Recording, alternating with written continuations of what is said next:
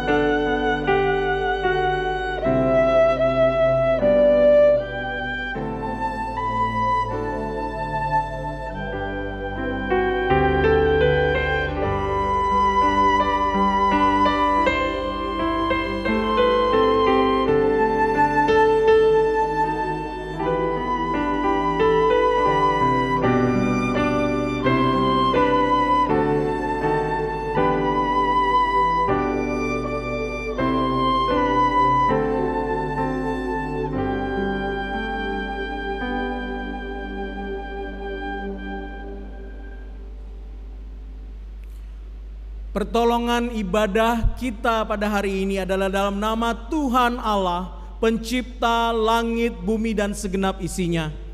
Turunlah atas kita sekalian damai sejahtera dari Allah Bapa, Allah Putra, dan Allah Roh Kudus. Amin.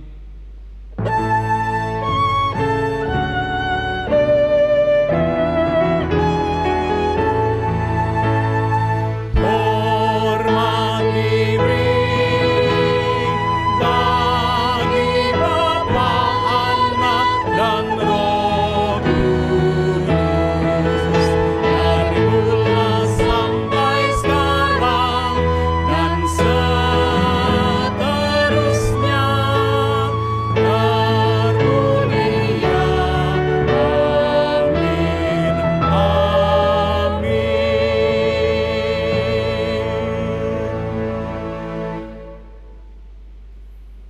Ya Tuhan, kasih-Mu sampai ke langit, setia-Mu sampai ke awan.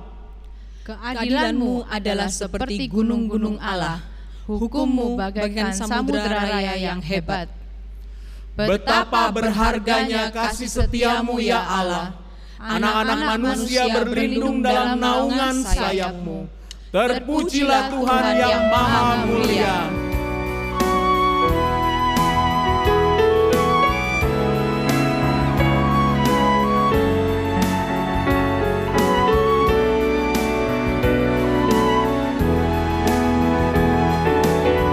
Angkat suaramu bersyukur kepadanya.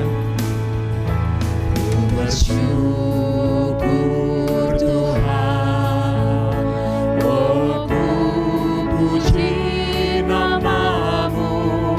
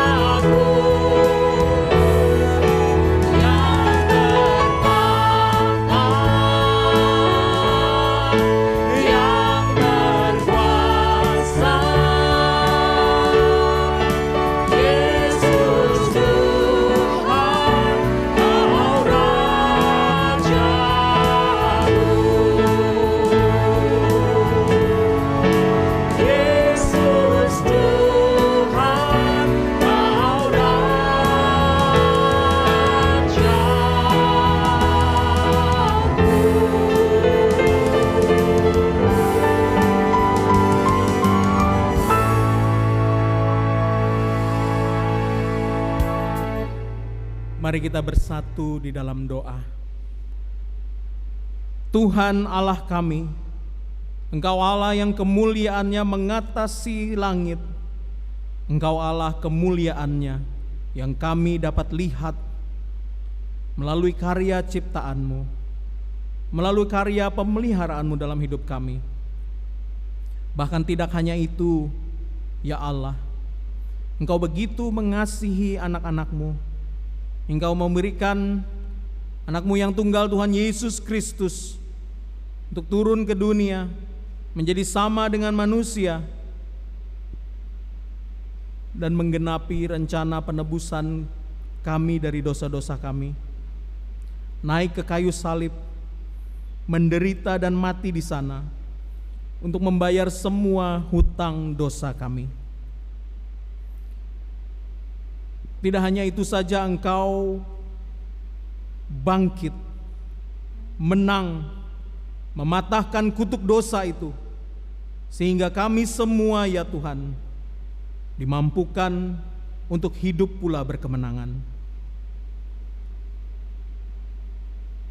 Tuhan, pada pagi hari ini kami datang kepadamu, mohon agar Engkau menuntun kami. Di tengah jalan hidup kami seringkali kami meragukan pemeliharaan-Mu. Kami terus-menerus merasa kurang. Tuhan, tolonglah kami. Tunjukkanlah kebenaran-Mu. Tunjukkanlah tuntunan-Mu, ya Tuhan, agar kami dapat terus memiliki hidup yang penuh dengan sukacita, memuji dan memuliakan nama-Mu di sepanjang hidup kami. Tuhan, ampuni juga kesalahan dan dosa kami. Ketika kami seringkali meragukan kebaikan-Mu, ketika kami sering juga meragukan bahwa Engkau mengasihi kami. Tuhan, terima kasih karena Engkau sudah mengampuni kami. Tolonglah kami Tuhan, agar di sepanjang ibadah ini kasih-Mu yang sudah memulihkan kami itu terus membakar hati kami untuk memuji dan menyembah-Mu. Di dalam nama Tuhan Yesus Kristus kami sudah berdoa. Amin. Jemaat, dengarkanlah jaminan pengampunan dari Tuhan yang terambil dari Mazmur 86 ayat ke-5. Sebab Engkau, ya Tuhan, baik dan suka mengampuni, dan berlimpah kasih setia bagi semua orang yang berseru kepadamu. Jemaat yang dikasihi Tuhan, kita semua di dalam Tuhan Yesus Kristus sudah diampuni. Silahkan duduk.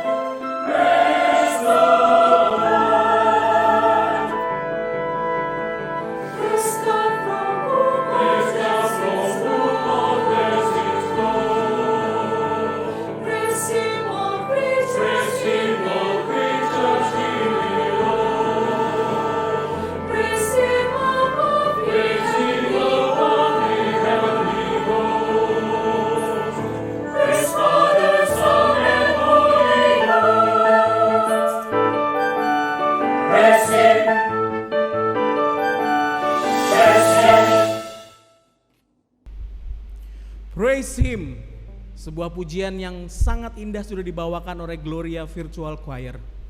Saudara, Gloria Virtual Choir yang edisi kali ini beranggotakan para pemimpin pujian dari berbagai gereja Gloria di seluruh kota Surabaya. Mari kita meneruskan puji-pujian ini dengan menyatakan bahwa hanya di dalam Kristus kekuatan kita, hanya di dalam Kristus terang kita, dan hanya di dalam Kristus harapan kita.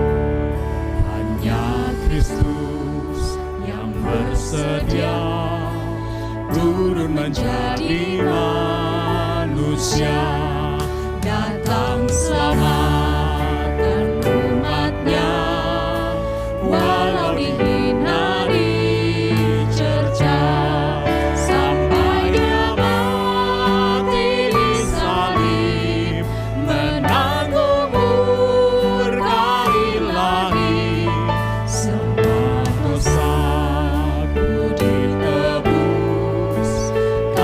Matinya ku hidup.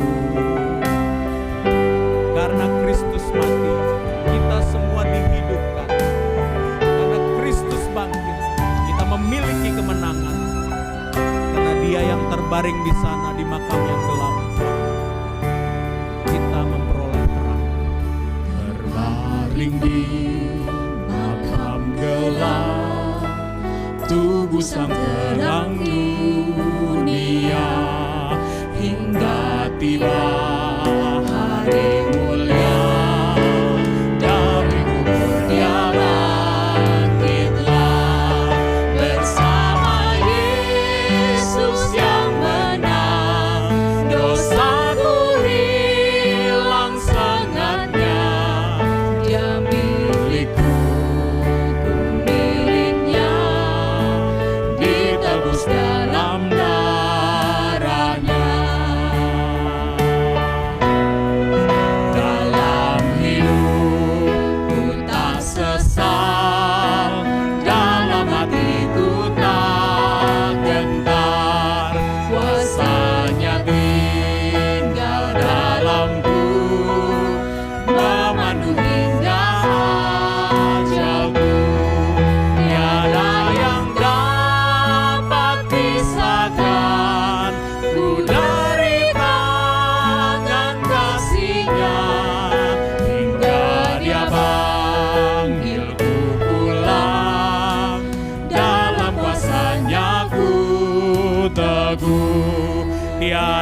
yang dapat misahkan ku dari tangan kasih-Nya, hingga Dia panggilku pulang, dalam kuasa-Nya ku teguh.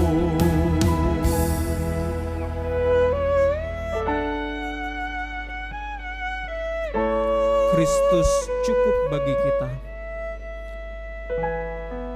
Oleh karena itu arahkanlah pandanganmu hanya kepadanya.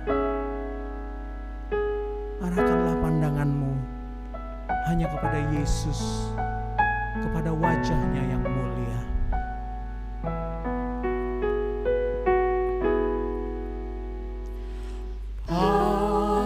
Pandanglah pada Yesus, pandanglah wajah mulia-Nya, di dalam terang kemuliaan-Nya, dunia akan menjadi hampa. Turn your eyes upon Jesus, look full in His wonderful face, and the things on earth will grow strangely dim in the light of His glory and grace.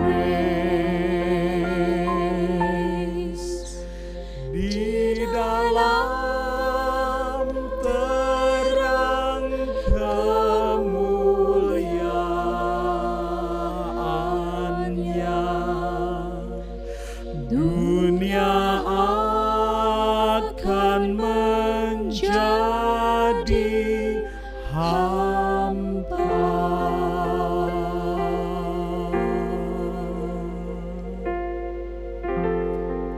Jemaat yang dikasihi Tuhan, mari kita datang pada Tuhan dalam doa sekarang. Naikkanlah seru doa pribadimu sekarang. Segala kekhawatiranmu, segala ketakutanmu, segala harapanmu, berserulah kepada Tuhan sekarang. Berserulah kepadanya, karena Dia Tuhan yang mendengar, karena Dia Tuhan yang menjawab doamu. Berserulah kepadanya.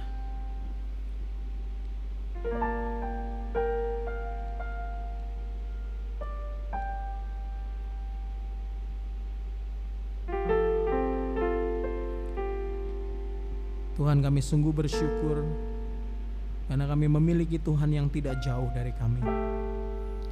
Karena kami memiliki Tuhan yang mendengar setiap doa kami. Dan kami percaya Tuhan bahwa Engkau akan menjawab setiap seru dan doa kami sesuai dengan waktu, belas kasihan dan kemurahan-Mu.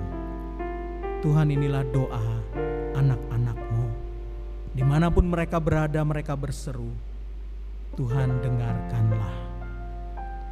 Dalam nama Tuhan Yesus kami berdoa. Jemaat yang dikasihi Tuhan, mari terus berdoa dengan saya. Tuhan, kami menyerahkan bangsa dan negara kami. Tuhan, bangsa dan negara kami yang terus bergumul. Tidak hanya bangsa kami Tuhan, tetapi seluruh dunia sedang berhadapan dengan resesi ekonomi. Tuhan, semua kekhawatiran kami, baik di dalam usaha kami, di dalam bisnis kami, Tuhan, biarlah Engkau memberikan hikmat bijaksana kepada para pemimpin bangsa kami. Tuhan, biarlah mereka boleh Engkau beri hikmat untuk mengatur setiap kebijakan-kebijakan yang berpihak kepada rakyat, yang berpihak pada kesejahteraan orang banyak, dan juga yang mengutamakan kemajuan di tengah suasana yang sulit ini. Tuhan, kami terus berdoa juga ya Tuhan, agar setiap bangsa kami juga Tuhan, boleh Engkau berikan hikmat, keberanian juga untuk hidup taat kepada kenormalan yang baru. Berikan mereka sebuah kewaspadaan, berikan kami semua juga sebuah semangat juang, agar di masa yang sulit ini bangsa kami tidak terpecah belah ya Tuhan, tetapi bangsa kami boleh bersatu Tuhan, menghadapi masa yang sulit ini, maju ke depan, bahu-membahu saling tolong menolong. Dan kami boleh melewati masa-masa sulit ini Tuhan, dan kami boleh melihat bahwa tangan-Mu, kuasa-Mu selalu menyertai dan memberkati bangsa kami. Tuhan, tolonglah juga jemaat kami, mereka yang sedang berduka Tuhan karena ditinggalkan oleh orang yang dikasihi, entah karena COVID-19 ini atau penyakit yang lain. Tuhan, hiburkanlah Tuhan, biarlah Engkau hadir bersama dengan mereka juga, menguatkan mereka, menghibur mereka. Bagi sebagian dari kami yang mengalami kesulitan dalam pekerjaan, yang mengalami kesulitan dalam bisnis kami, Tuhan, kuatkanlah kami, beri kami hikmat bijaksana agar kami boleh keluar dari masa sulit ini ya Tuhan, dan kami boleh melihat bahwa Engkau adalah Tuhan yang terus menuntun kami. Tuhan, ini seru doa kami. Kami percaya Engkau mendengarkan seru doa kami ini Tuhan, yang kami naikkan di dalam nama Tuhan Yesus Kristus yang sudah mengajarkan kami berdoa. Bapa kami yang di sorga, dikuduskanlah nama-Mu, datanglah kerajaan-Mu, jadilah kehendak-Mu di bumi seperti di sorga. Berikanlah kami pada hari ini makanan kami yang secukupnya, dan ampunilah kami akan kesalahan kami, seperti kami juga mengampuni orang yang bersalah kepada kami. Dan janganlah membawa kami ke dalam pencobaan, tetapi lepaskanlah kami daripada yang jahat. Karena Engkaulah yang mempunyai kerajaan dan kuasa dan kemuliaan sampai selama-lamanya. Amin. Mari kita bersama-sama berdiri, kita akan mengikrarkan pengakuan iman rasuli kita. Aku percaya kepada Allah, Bapa yang Maha Kuasa, Halik langit dan bumi, dan kepada Yesus Kristus anaknya yang tunggal Tuhan kita, yang dikandung dari Roh Kudus, lahir dari anak darah Maria, yang menderita sengsara di bawah pemerintahan Pontius Pilatus, disalibkan, mati dan dikuburkan, turun ke dalam kerajaan maut. Pada hari yang ketiga, bangkit pula dari antara orang mati, naik ke sorga, duduk di sebelah kanan Allah, Bapa yang Maha Kuasa, dan dari sana Ia akan datang untuk menghakimi orang yang hidup dan yang mati.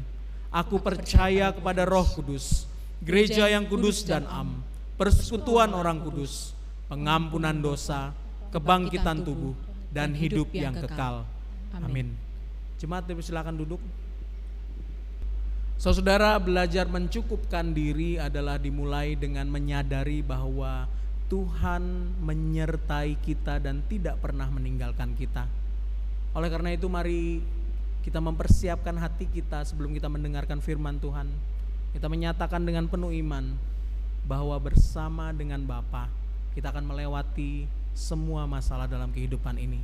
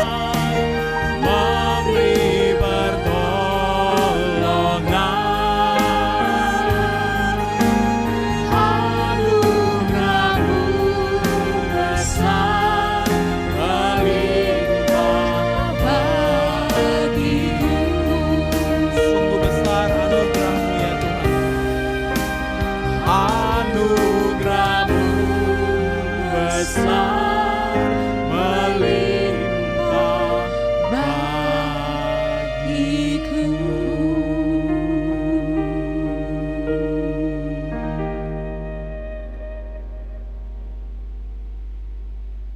Selamat pagi, Jemaat GKA Gloria yang saya kasihi dalam Tuhan Yesus. Salam sejahtera untuk kita sekalian. Pagi ini kita bersyukur, kita diberi kesempatan oleh Tuhan untuk beribadah, dan sebentar kita akan mendengarkan firman Tuhan. Pagi ini saya akan membawakan firman Tuhan dengan tema belajar mencukupkan diri. Untuk itu sebelum kita membaca Alkitab, kita tundukkan kepala dan berdoa. Bapa kami yang di surga, terima kasih untuk penyertaan-Mu kepada kami sekalian di dalam ibadah pagi ini. Secara khusus sementara kami akan membaca firman Tuhan dan juga mendengarkan uraiannya. Bantulah hamba-Mu yang lemah ini, mampukan dia, berikan dia hikmat dan kuasa.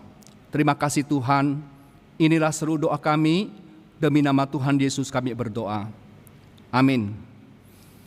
Mari kita bersama-sama membuka Alkitab dari kitab Filipi pasal 4 ayat 10 sampai ayat 13. Kitab Filipi pasal 4 ayat 10 sampai 13. Demikian firman Tuhan berkata, "Aku sangat bersukacita dalam Tuhan bahwa akhirnya pikiranmu dan perasaanmu bertumbuh kembali untuk aku. Memang selalu ada perhatianmu, tetapi tidak ada kesempatan bagimu. Kukatakan ini bukanlah karena kekurangan, sebab aku telah belajar mencukupkan diri dalam segala keadaan. Aku tahu apa itu kekurangan dan aku tahu apa itu kelimpahan. Dalam segala hal, dalam segala perkara, tidak ada sesuatu yang merupakan rahasia bagiku.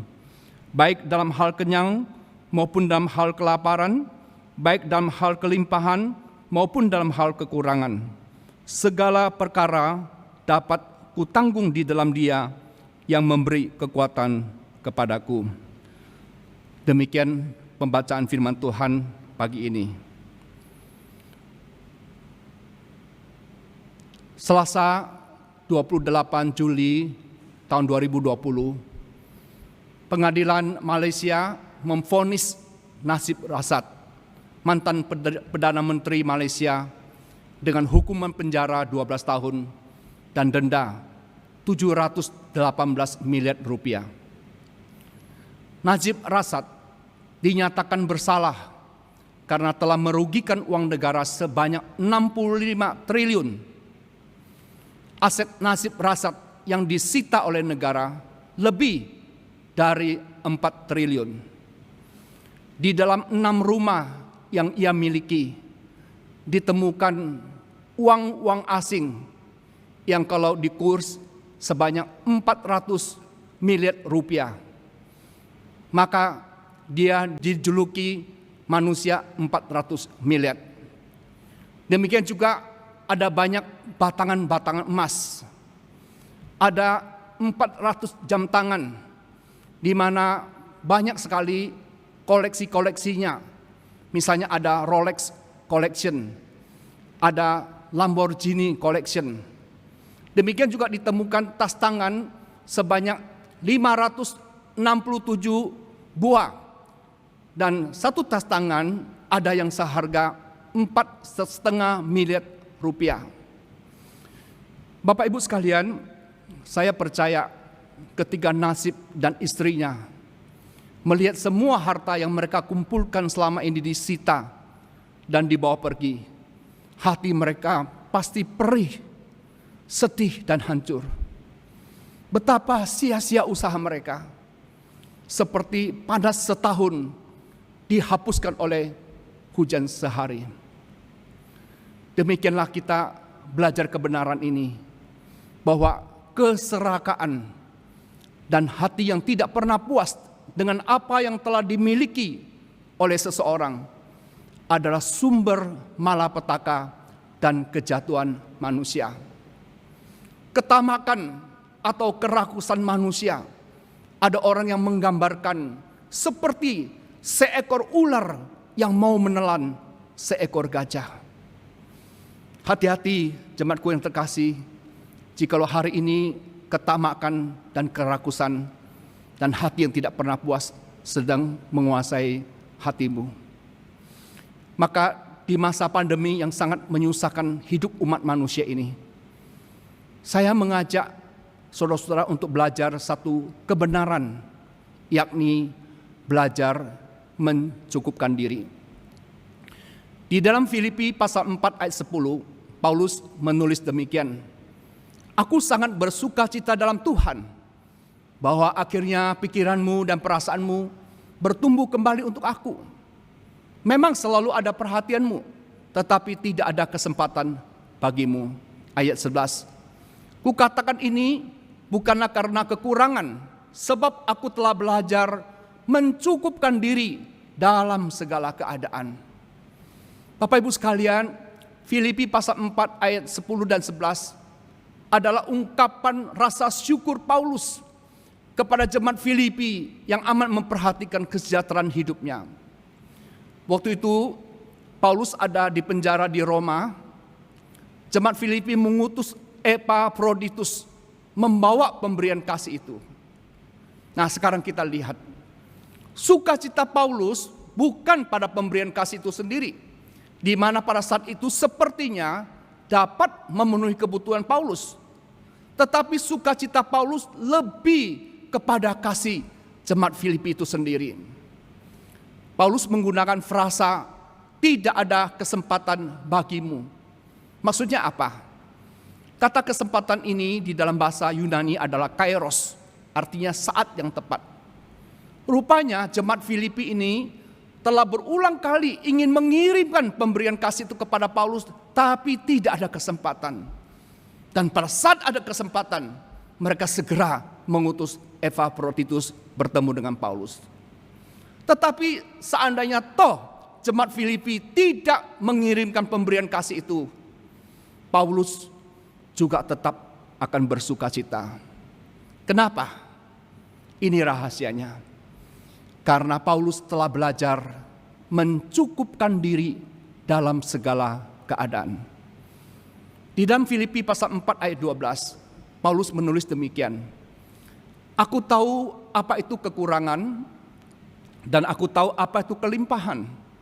Dalam segala hal dan dalam segala perkara tidak ada sesuatu yang merupakan rahasia bagiku, baik dalam hal kenyang maupun dalam hal kelaparan, baik dalam hal kelimpahan maupun dalam hal kekurangan." Filipi 4 ayat 12 ini mengungkapkan satu rahasia. Mengapa Paulus sanggup hidup mencukupkan diri? Rahasianya adalah Paulus selalu bersyukur untuk segala keadaan. Ia bersyukur dalam kelimpahan. Ia bersyukur di dalam kekurangan. Ia bersyukur dalam hal kenyang, dan ia juga bersyukur dalam hal lapar. Bagi Paulus, bersyukur jauh lebih baik daripada mengeluh, apalagi bersungut-sungut. Bapak Ibu sekalian, dalam masa pandemi ini, banyak orang Kristen menghadapi krisis dan kesusahan hidup. Nah, salah satu krisis yang sering kali dibicarakan orang adalah krisis ekonomi. Sebelum pandemi, mungkin ada orang yang bisa mendapatkan pemasukan sekitar 100 juta. Mungkin ada yang 75 juta. Mungkin ada yang 30 sampai 50 juta. Sehingga mereka bisa cicil rumah, cicil kendaraan, dan seterusnya. Tapi sekarang, pemasukan ini turun drastis sekali. Yang bekerja di perusahaan menghadapi potensi di PHK, pemotongan gaji, dan seterusnya. Menghadapi kondisi finansial seperti ini, kalau orang ada tabungan, mungkin tidak terlalu masalah, karena dia bisa memakai tabungannya. Tapi yang repot adalah jikalau orang tidak punya simpanan. Jika tidak ada simpanan, apa yang harus dilakukan? Mungkin kita bisa segera datang, minta supaya cicilannya bisa di reschedule lagi. Atau kalau terpaksa, kita harus memangkas berbagai pengeluaran yang tidak esensial. Kita harus mulai hidup hemat. Belajar mencukupkan diri adalah kunci untuk mengatasi krisis. Saya mengenal seorang penatuan gereja yang jujur dan terpuji hidupnya. Satu hari, saya tidak tahu apa yang terjadi dengan dirinya. Dia mengalami satu kerugian bisnis yang cukup besar. Lalu, ia meringkas bisnisnya. Ia menjual rumahnya. Dan ia melunasi semua utang-utangnya. Kemudian, ia membeli sebuah rumah kecil untuk dia dan istrinya tinggal. Rupanya penatua ini memegang prinsip firman Tuhan bahwa nama baik lebih baik daripada kekayaan besar. Amsal 22 ayat 1. Tapi saudara-saudara, yang membuat saya lebih kaget adalah satu hari saya ketemu dia dan istrinya jualan kue-kue di kantin sekolah. Dulu dia adalah seorang pedagang besar. Sekarang bisa jual kue di kantin sekolah, saudara.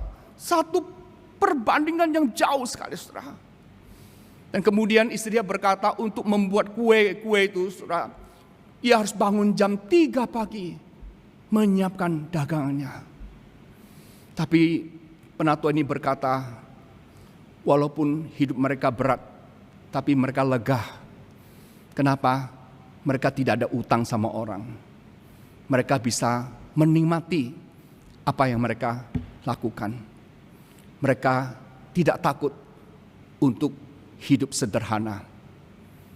Bapak Ibu sekalian yang saya kasihi dalam Tuhan Yesus, saya yakin kita mengenal nama-nama orang ini.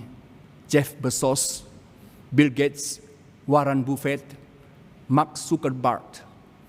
Bapak Ibu sekalian, orang-orang ini dapat digolongkan sebagai orang yang paling kaya di dunia.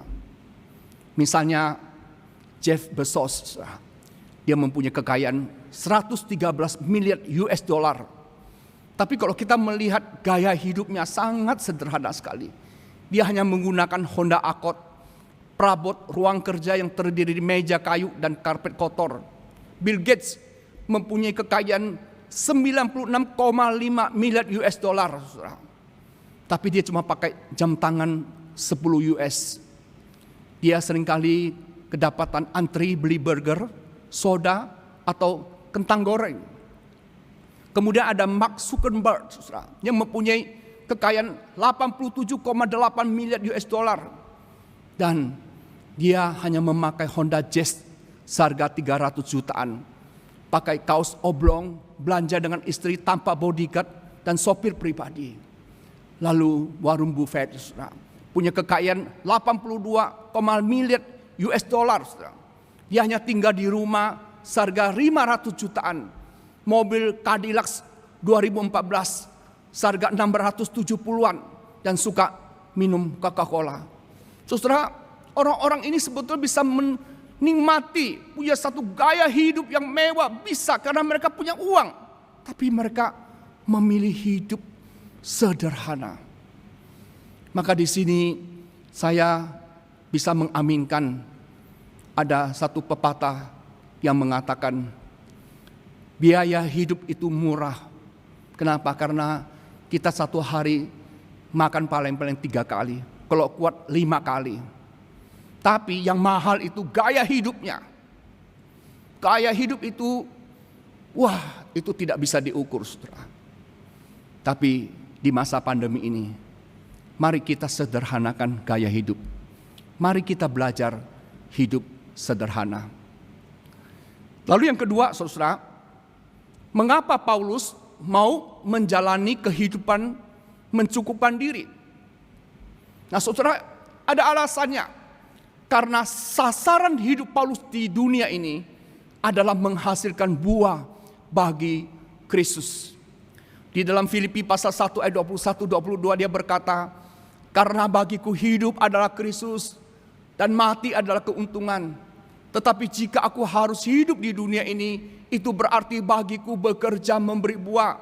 Bapak Ibu sekalian dengar kalimat ini. Tetapi jika aku harus hidup di dunia ini, itu berarti bagiku bekerja memberi buah. Bapak Ibu sekalian, sebelum dipanggil menjadi pemberita Injil, Paulus adalah seorang pemuda dengan masa depan yang sangat cerah. Guru Paulus adalah Gamaliel, seorang scholar dan pemimpin agama tersohor pada waktu itu. Paulus sendiri adalah seorang cendekiawan. Dia ahli Taurat, ahli retorika. Dia seorang Farisi dan anggota Sanhedrin yang terdiri dari 70 orang. Jadi masa depannya cerah sekali. Mudah bagi dia untuk mendapatkan kekayaan atau hidup mewah dan sebagainya. Namun setelah ia mengenal Kristus, ia menganggap semua pencapaian di masa lalu adalah sampah dan dia tinggalkan semuanya itu. Bapak Ibu sekalian, Paulus akhirnya menjadi pemberita Injil kepada bangsa-bangsa bukan Yahudi. Dan di dalam 3 kali perjalanan misi, ia meringkaskan penderitaan yang dia alami. Saudara bisa membaca di dalam 2 Korintus pasal 11 atau di kitab Galatia dan sebagainya. Saudara, macam penderitaan Paulus itu dapat dibagi 3. 1, penderitaan dalam penjara, di mana dia didera di luar batas. Dia disesal 5 kali, masing-masing 39 kali pukulan. Ia dilempari batu 1 kali dan dikira sudah mati. Lalu yang kedua, penderitaan dalam perjalanan. 3 kali mengalami karam kapal. Sehari semalam terkatung-katung di tengah laut. Diancam bahaya banjir, penyamun, diancam pihak orang Yahudi dan juga dari orang non-Yahudi. Paulus bekerja sangat keras. Ia banyak berjerih lelah. Kerap kali tidak tidur, kelaparan, dahaga. Kerap kali berpuasa, kedinginan dan tanpa pakaian. Saudara-saudara coba bayangkan semua ini. Semua penderitaan Paulus itu sebetulnya ada satu penderitaan yang melampaui kekuatan manusia. Tetapi apa rahasianya Paulus bisa bertahan? Nah, di dalam Filipi pasal 4 ayat 13 dia mengatakan apa? Segala perkara dapat kutanggung di dalam Dia yang memberi kekuatan kepadaku. Aku bisa menanggung semua penderitaan itu karena Tuhan menopang aku dengan kekuatan ilahinya. Saudara-saudara, tidak heran Tuhan memberikan reward yang sangat mencengangkan. 3 kali perjalanan misi yang memenangkan banyak orang-orang yang belum percaya kepada Tuhan. Ia merintis banyak gereja. Bahkan yang paling mengharukan adalah dia menulis surat-surat kepada gereja yang dia rintis itu. Saudara-saudara, kalau kita membuka Alkitab kita, di Perjanjian Baru kita menemukan ada 13 kitab. Itu semua ditulis oleh Paulus di bawah ilham Roh Kudus. Misalnya kitab Roma, 1-2 Korintus, Galatia, Efesus, Filipi, Kolose, 1-2 Tesalonika, 1-2 Timotius, Titus, dan Filemon. 13 buku atau 13 surat yang boleh katakan separuh dari perjanjian lama ini. Dan karya Paulus ini akan langgeng selama bumi ada, tetap ada orang yang akan mempelajarinya, karena itu adalah firman Tuhan. Inilah buah-buah yang Paulus lakukan untuk Tuhan. Dia berjuang untuk Tuhan. Bapak Ibu saudara-saudara sekalian, saya bersyukur boleh melayani Tuhan di Yayasan STTIA lebih dari 20 tahun. Dan mengenal sosok Bapak almarhum Suwaji Wijaya yang menjadi ketua Yayasan STTIA. Pak Suwaji adalah seorang pengusaha sepatu Ardiles yang berhasil. Tapi dia juga sekaligus pemimpin rohani yang visioner. Dari hasil bisnis yang ia kelola, ia banyak memberikan persembahan. Dia menjadi pengurus saat terlama dan ikut membesarkan saat seperti sekarang ini. Ketika dia menjabat ketua Majelis Elion yang mencanangkan 100 tahun, 100 GKI Lyon. Dan setiap kali pembukaan pos PI, dia adalah orang yang terdepan untuk memberikan persembahan. Beli ini, beli itu. Khusus untuk sekolah STTIA, di mana dia menjadi ketua, saudara. Dia tahu sekolah ini membutuhkan banyak dana. Maka dia mengajak anggota keluarga untuk mendukung operasional STT ini. Dan yang lebih mencengangkan, saudara, 3 tahun yang lalu, di dalam upaya untuk membangun kampus STTIA, ia memakai uangnya sendiri, membeli hampir 5 hektar tanah, seharga 7 miliar dari kantongnya sendiri, saudara. Tapi Tuhan punya rencana lain, saudara.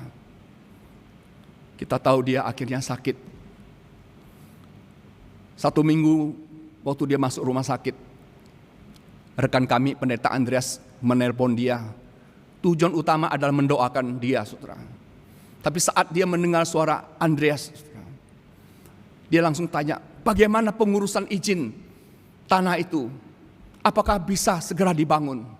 Saudara, lihat, di dalam kondisi sakit, saudara, dia masih memikirkan pembangunan kampus STTIA itu.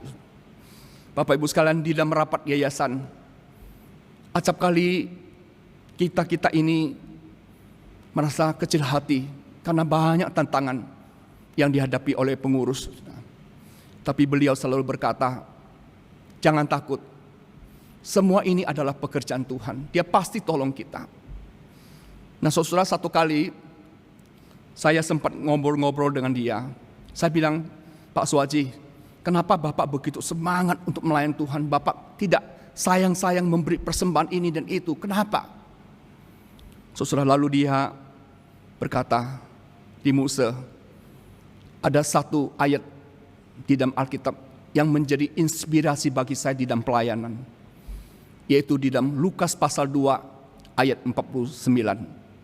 Ayat ini sebetulnya adalah perkataan Tuhan Yesus sendiri ketika ia memberi jawab kepada orang tuanya yang mencari dia 3 hari.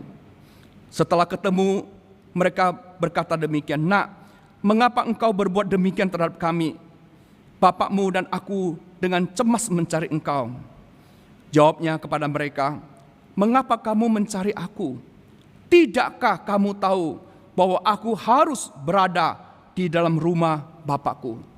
Nah, kata "aku harus berada di rumah Bapakku" di dalam terjemahan King James Version diterjemahkan, "I must be about my father's business." Bilang Pak William, my father business inilah yang menjadi motivator saya untuk melayani Tuhan, untuk mendukung pekerjaan Tuhan.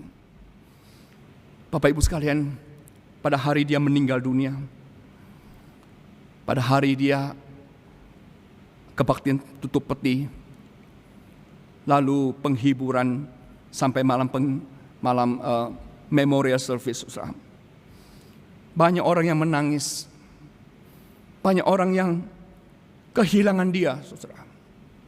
Tetapi juga banyak orang yang bangga dengan dia. Kenapa? Karena dia telah melakukan banyak hal yang membuat orang sangat terharu, saudara. Saudara, saya memikirkan ketika dia menutup matanya, lalu dia kembali ke surga, saudara. Tidak tahu bagaimana Bapak di surga menyambut dia. Tetapi saudara, saya pernah membaca satu kisah raja yang menyambut para pelaut yang pulang perang, saudara. Para pelaut ini bertarung dengan gagah berani, mati-matian demi negara. Dalam keadaan babak belur, mereka menumpang kapal yang sudah rusak, mereka kembali ke negaranya. Pada saat mendengar raja datang akan menyambut mereka, mereka semua berdiri tegak. Ada yang kehilangan satu mata, ada kehilangan satu tangan, ada kehilangan satu kaki, dan berbagai cedera lain yang dibalut dengan perban di sana sini. Raja menatap prajuritnya yang gagah berani itu, yang sudah mengorbankan diri itu, ia datang kepada mereka dengan berurai air mata. Sang raja memeluk mereka satu persatu dan mengatakan, "Well done, my son. Well done, my son." Bapak Ibu sekalian, jika raja duniawi yang tidak sempurna dapat menyambut tentara-tentara yang setia dan gagah berani dengan cara yang gagah berani dan mengharukan, terlebih lagi Raja Surgawi menyambut anak-anaknya yang dengan berani mengorbankan nyawanya, mengorbankan apapun yang mereka miliki untuk Tuhan. Maka pada saat itu Tuhan akan berkata kepada anak-anaknya yang sudah berkorbankan diri mereka atau apa saja di dunia ini. Dan Tuhan akan berkata, "Baik sekali perbuatanmu itu, hai hambaku yang baik dan setia. Masuklah dan turutlah dalam kebahagiaan Tuhanmu." Oh, saya sangat merindukan kata ini, saudara. Saya rindu satu hari waktu saya pulang ke surga, saya ingin mendengar kalimat ini. Tetapi apakah saya layak mendapatkan kalimat ini? Saya tidak tahu. Tapi yang saya tahu, saya setiap saat selalu memberikan yang terbaik untuk Tuhan. Saya berjuang untuk Tuhan. Sampai semampu apa, saya tidak tahu. Tapi Tuhan melihat ketulusan hati saya. Semoga kita hari ini, mari jalani satu hidup yang penuh makna. Hidup yang penuh pengorbanan untuk Tuhan. Amin. Mari kita berdoa.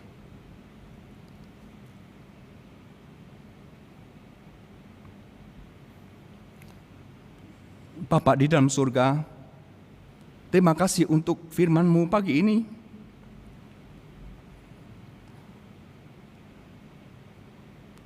Tuhan,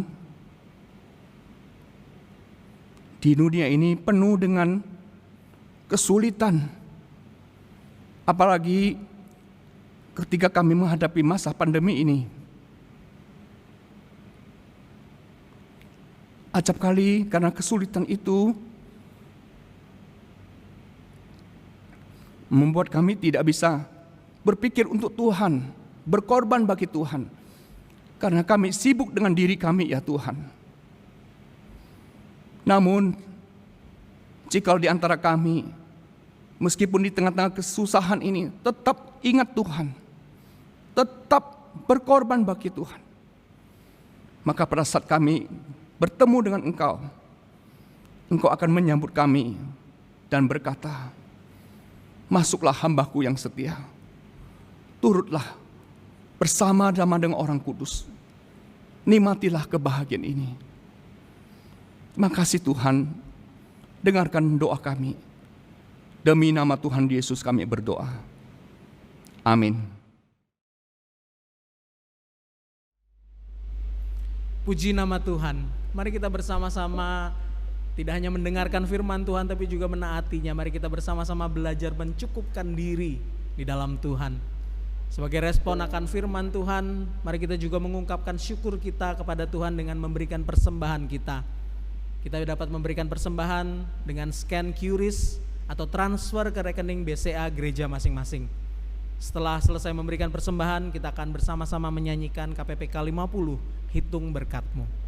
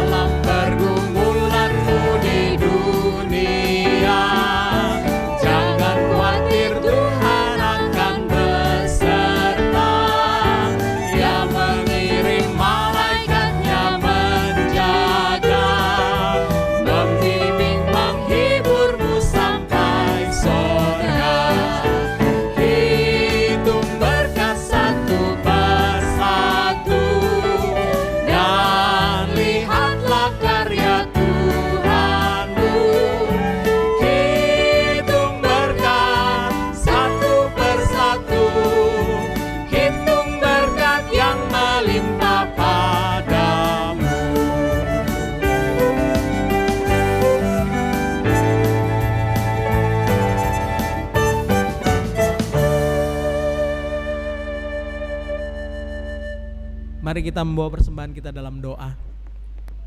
Bapa di dalam sorga, kami sungguh bersyukur karena Engkau mencukupi segala kebutuhan kami. Tuhan, bukakanlah mata rohani kami, agar kami dapat melihat tangan kasih pemeliharaan-Mu yang tidak pernah meninggalkan kami.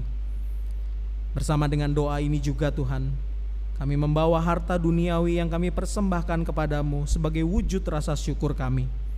Tuhan, biarlah harta duniawi ini boleh dikelola oleh para pemimpin kami dengan penuh rasa takut akan Tuhan, dan juga rasa ingin terus mencari kehendak Tuhan yang ingin Tuhan lakukan melalui gereja kami. Tuhan, biarlah harta ini Tuhan boleh menjadi kepujian bagi nama-Mu. Kami bawa persembahan ini dengan hati penuh syukur di dalam nama Tuhan Yesus Kristus, Tuhan dan Juru Selamat kami. Amin.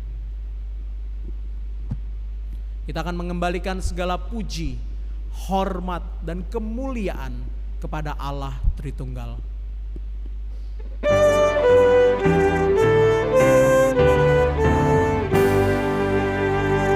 Puji Allah Bapa Putra, puji Allah Roh Kudus, ketiganya yang esa. Mohon selamat sumber berkat.